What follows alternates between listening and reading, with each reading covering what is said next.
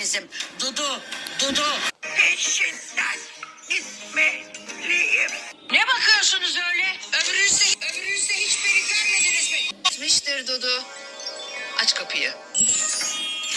Bu tahmin de perişan. Vakti gelmişti. Cezasını çekti. Gücümü alan bunlar yaptıklarına pişman olacaklar. Bir günden merhaba herkese. Bu ne? İşte şimdi yandık. Birkaç gündür Gogo'nun rüyalarını göremediğiniz bir şey mi var? Evet Dudu. Bak halkalı sihir yapmamız lazım. Acilen. Dudu ne yaptın? Bu işin içinde Gogo var demek. Bence o yaptı. Çabuk toplanın, periler erken geliyordu, o başlasın. Ne güzel bir kalabalık. İnsanlar ve periler bir arada. Kim ya? Betüş. Bugün sihir yok. Olamaz. Bekle beni periler alemi.